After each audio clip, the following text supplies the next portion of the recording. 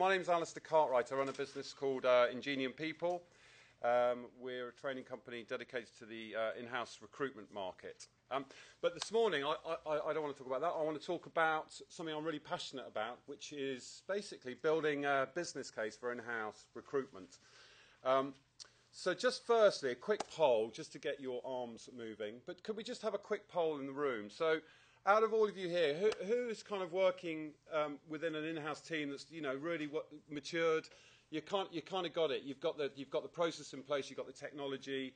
You're now sort of in a process of continuous improvement. Who in the room feels that they're confident? Okay, that's good. And who is kind of just kind of in the middle of it, trying to get it set up, still facing huge amount of challenges? Okay, and who in the room is just sort of embarking on the whole kind of in-house process? Okay, cool. Well, hopefully there's something in this for everyone. But just in terms of kind of initial considerations, and again, I don't want to, sort of state the obvious, but one of the reasons I'm so passionate about in-house recruitment is that we're at the start of something here.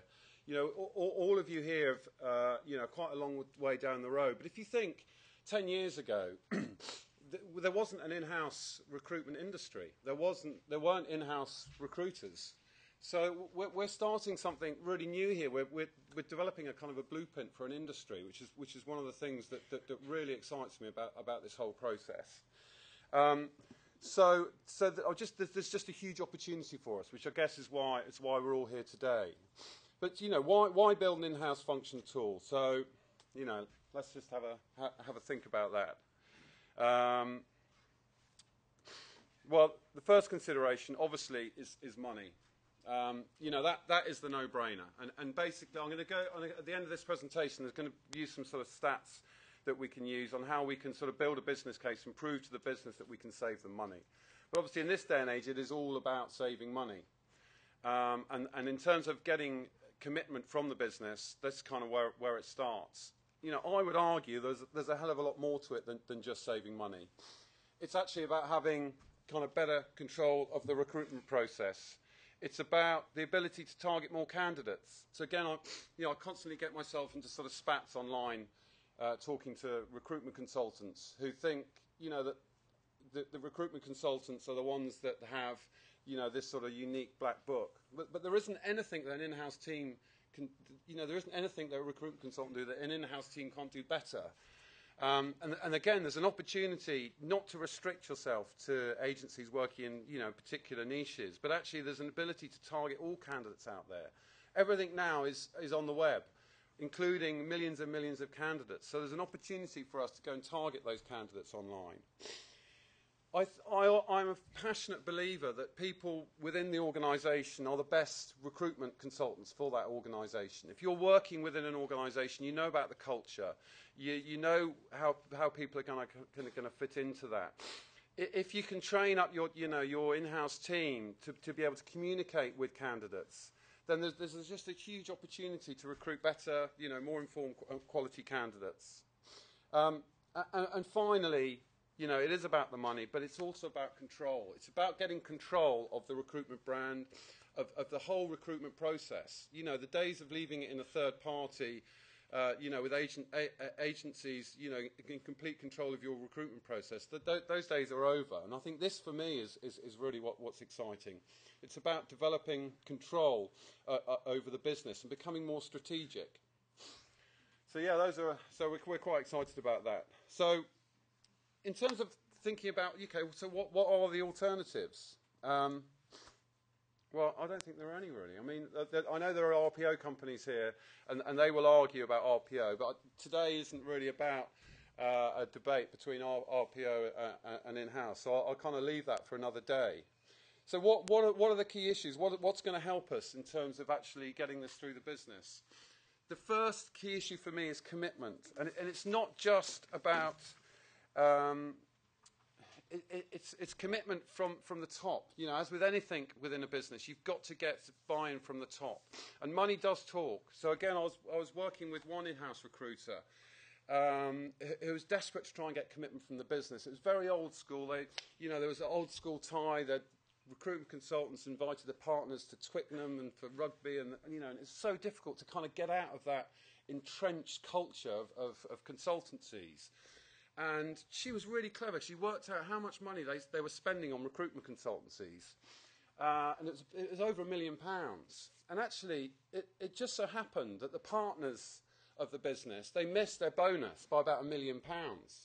So she was able to say, look, if you spend less money on recruitment consultants and take it, having your mates take you down to Twickenham, 3 times in February, then actually you might get a bonus. And that actually, really resonated with them.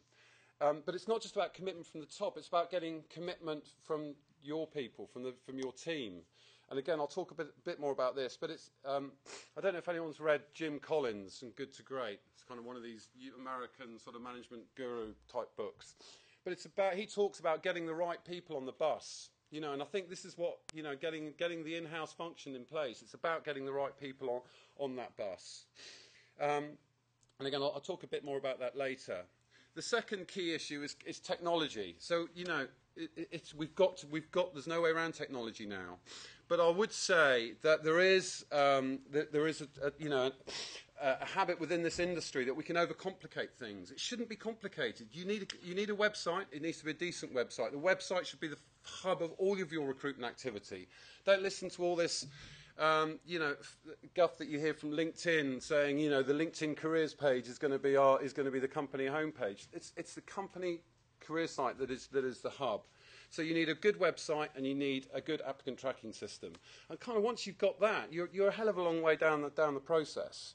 So that is important for me.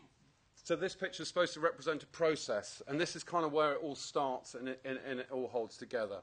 So it's constantly about evolving the process. So some of you are starting down that line. You need to get the process in place first. For those of you who are a long way down the line, one of the things about process that I feel is incredibly important is actually working out what are the touch points. When do candidates touch on that process, on your recruitment process, and how do you interact with the candidates at that stage? And conversely, when does the internal business, touch that recruitment process? And it's about getting that communication right and understanding, when line managers will come into the recruitment process and how they interact with that. So that is really key.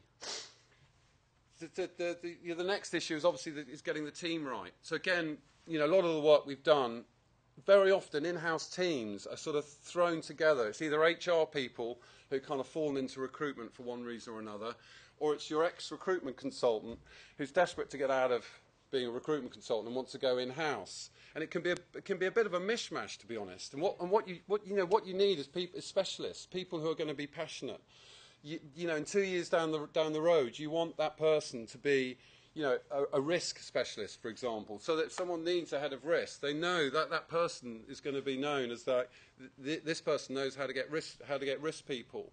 So, HR people are traditionally very good at process, but they're afraid of picking up the phone and actually approaching a candidate.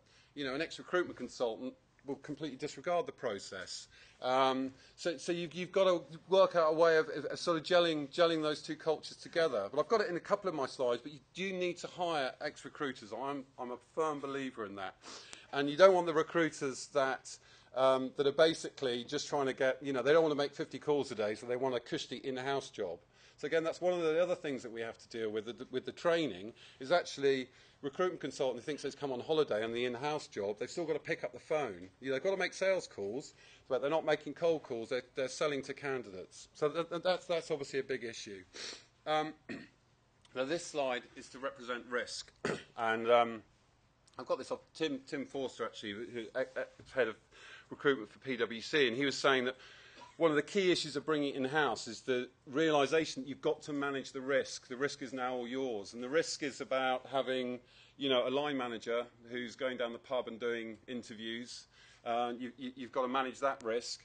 The other risk potentially is actually, all of those good things that recruitment consultants do, like getting candidates, over the line. So you've got to kind of manage that risk as well. But it's being aware that actually you are responsible now. It's not being outsourced. Planning, it's obviously it's a pretty obvious one, but you know, I think the last I worked out, there are kind of about 42 different sort of facets to the whole in-house recruitment process, and you've got to be kind of really process-driven in order to kind of make this work. And then finally, this picture is kind of supposed to represent sort of communication. Communication is absolutely key, and again, it works on so many different levels. But certainly with the businesses that I work with, one of the huge issues they have is actually making themselves credible or building their reputation within the business. And, you know, recruiters have got to get out from the desk, and they've got to go into the business and start talking to people. That is really, really important. Also, you know, as an in-house recruitment function, you've got to kind of take the initiative. So, you know, communicate with the business. How many applications have you dealt with this quarter? How many interviews have you done? How many people have you hired? How much money have you saved? You need to be pumping that information into the business the whole time. That for me is really important. You're not just suddenly going to get a business that you know that's kind of on your side. You've got to kind of prove yourself to begin with. So those are the key issues. Obviously, I'm aware of time, so I'm just going to race through. But what does it look like? And I've taken this from Tim's. There's a sort of slide that he used, but this is kind of what the in-house recruitment process looked like. And again, I can talk for days on this, so I'll try hard not to. But obviously, around the top, you've got risk management, cost management. That's obviously key. But for me, the big difference is this whole thing here, the big round circle that encompasses the whole process, which is the candidate experience. And that, for me, you know, everyone talks about our mobile. I hope passionately that the candidate experience is going to be, 2013 is going to be the year for candidate experience. So I could, if need be, I could probably flush out a couple of recruitment consultants who've come into the room today. And the way that I'll do that is that I could talk for about 10 or 15 minutes about the candidate experience and about how every application is really important. And I bet you within about sort of 5 to 10 minutes there'll be one recruitment consultant that put their arm up and say, actually, the candidate experience isn't that important. You know, if a lorry driver applies for a job as a sort of lingerie assistant, then why should they get any response? They're stupid for applying for the wrong job. Whereas the in-house function, we're passionate and we find that every application is important, especially if we work for a consumer brand, because that every applicant is a potential client or is a potential customer.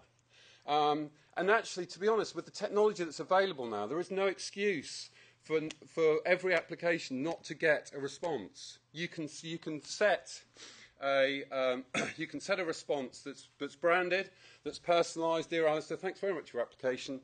Fortunately, you have been not successful at this time. You can get it to send, 18 hours after their application, so they feel that someone might have actually had a look at it. You could also even put a few links in there. Why not a link to a CV writing consultant or a link to a job board? I know Colin Minter at G4S is sort of pioneering having other companies' jobs on there, for example. So actually, you didn't get a job with us, but actually, we really want you to get a job. So here's some help in doing that. And that gives the candidate a really good experience. So actually, hopefully, they're going to talk to other people about what a great experience they had with your company. And you never know, in 2 years' time, they might be the right person, or their best friend might be the right person. So the candidate experience is really, really important. I hope we can all focus on it this year. I'll turn the sound down. But basically, in terms of the business case, I think one of the mistakes we can make very quickly is it's a 3-year plan. I think you've got to get your head around it. It's a 3-year plan. And so I'm just going to work through some numbers, basically. You're not going to break even in year 1, I don't think. You'd be exceptional if you did.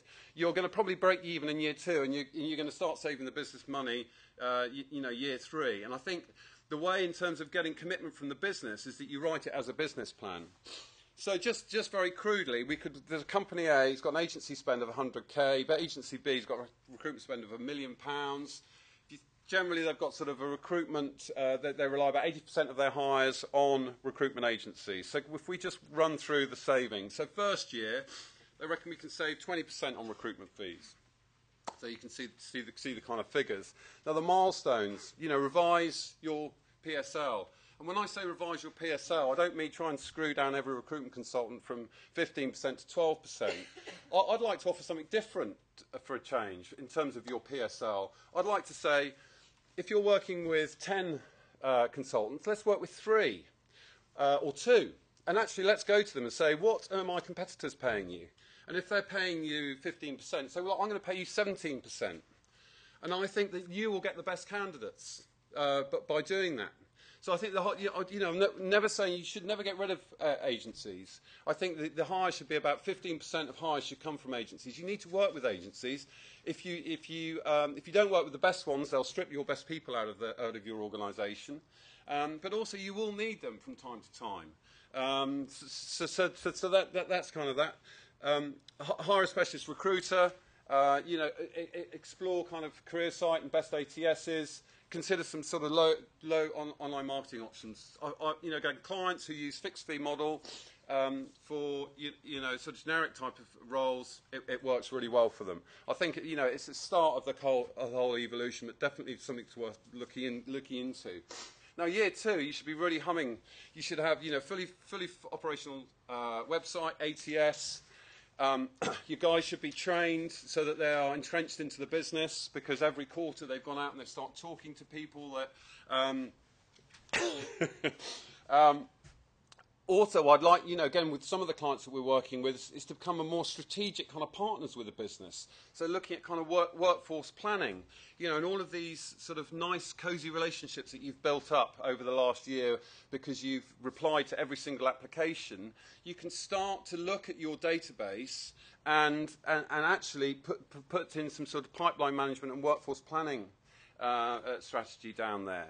So in America, I think they call it zero-cost recruitment, because they've built up their candidate management database, and they're just doing it through referrals and through their existing database, and that basically for me is kind of the way forward. Also, year 2 is about referral programs. We must get onto referral programs. Referrals don't happen by themselves. Again, you've got to get your team from getting out from their desk and actually go and talk to people, especially new joiners. But good old-fashioned paper and pen. Oh, so who did you work with last time? Who was your boss? Who are the really good people? Let's start taking names. And that is the way to run a referral program. Yes, you can have good technology to back it up. I'm really racing now because I'm aware of the time. But basically, there are huge savings to be made. If you are over-reliant on agency spend, that money can be saved, I suppose, is what I'm saying. And then, once that's done, it's all about Kaizen. It's my favourite Japanese word, but it's basically the process of continuous improvement.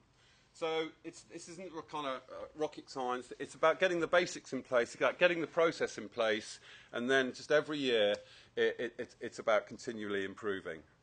Obviously, I haven't gone into detail about the costs. So obviously, you do have to take costs into consideration in terms of looking at your profits or the money that you'll save. But basically, for me, I don't know whether I'm being oversimplistic here, but there are 4 pools.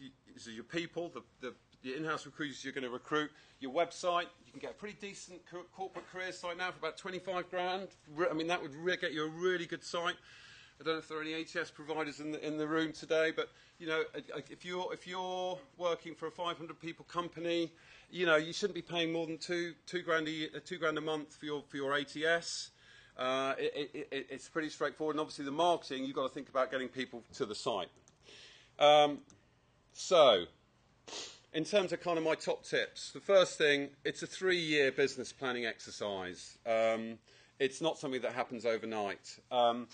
We must try and get buy-in from the top, and that's done through improving the bottom line. Actually, sometimes the top people are the best referrers in the business. So again, Keith told me about a great stat. So whenever Stuart Rose, ex-CEO of Marks & Spencer's, went on the radio or the television, they noticed a spike in the stats on the M&S Career Centre. So again, it's things like that you can sort of help to try and get buy-in from the top. Identify people who can champion your cause. Again, when you're trying to get into the business and you're trying to get business to buy into what you're doing, and very often that is hugely difficult because of entrenched culture, there will be 1 or 2 people that you need to identify, and just work with those people and get case studies and prove that the whole thing works. Fourthly, you don't need everything at once. You don't need it all in place. So that this is in order. So you've got to get your process right first. You've got to get the right people on the bus second, a decent website, and some technology in place. And again, without sounding over simplistic, that's kind of it. Hire ex-recruiters. I can't say that. I mean, I'm an ex-recruiter, so I'm biased. But hire them. Hire the good ones. Don't become obsessed with social media. Seems that every conference I go to is all about social media. There are other ways of attracting candidates. I'm not saying don't use social media. I'm just saying let's not get distracted. Let's concentrate on the website and let's concentrate on the technology. And it's not just about the money, people. It's about giving candidates a better experience. It's about developing our own candidate database. It's about having control of the kind of the recruitment process. Whew. So that's it. And then if you want to get hold of me, you can.